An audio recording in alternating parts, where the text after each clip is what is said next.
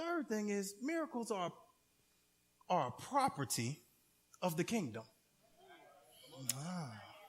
I remember being in Dallas area about a year ago, maybe a year and a half ago.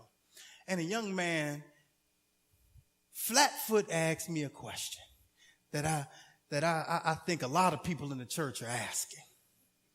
He asked me, Rob, what is the kingdom?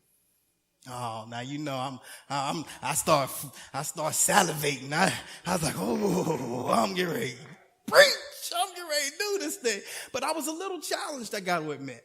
I was a little challenged, not because I didn't understand the kingdom, and not that I couldn't explain the kingdom. I didn't really know where to start. I was thinking, you can go theological on them and talk about the eternal kingdom, the universal kingdom, the historical kingdom, the kingdom in the now, and the eschatological kingdom, and he gonna look at you like, So I was like, okay, I can't start there.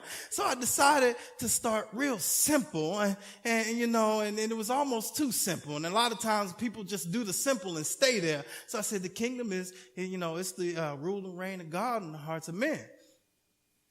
Ha! Explained. And, he looked at me like, I was like, I know I got to go deeper. So I went deeper, and I actually, when I explain the kingdom, I like to use as a framework George Ladd and his inaugural theology, and then mix it with Apostle Carson and his kingdom in the now. And I talk to him about how most of us believe that when we die, our ultimate destination is heaven. However, the ultimate destination isn't heaven. The Bible tells us it's going to be a new heaven and new earth. And so the ultimate destination is actually the kingdom. And so I was like, I'm not tripping though. You can say what you want, but you understand the attributes of that ultimate destination. You understand that attributes, there's no sin. And why is there no sin? Because we don't have our sin nature anymore. We understand the attributes of that, of the kingdom. And then we understand in the future that there's no Satan. Why? Because Satan is in the pit, and he's thrown in the pit. And the pit of fire, the lake of fire. And so we know there's no Satan. And then we know there's no sickness. We know there's no sickness in the kingdom. And so because we've gotten these glorified bodies, and these glorified bodies don't get sick. So I talked to him about the kingdom, and I said, well, but now if we only relegate the kingdom to a futuristic hope, then we just hopeful, but we ain't got no power.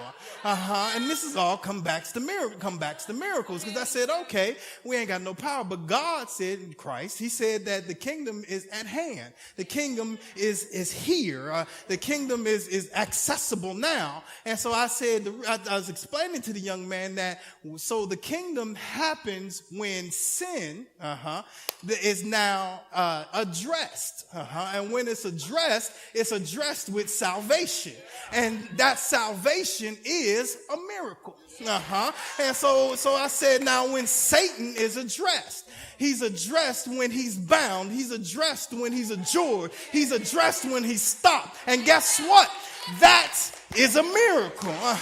When you get a divine healing, when sickness is addressed, it's addressed when you lay hands, and it's addressed when it's overturned. It's addressed with a miracle.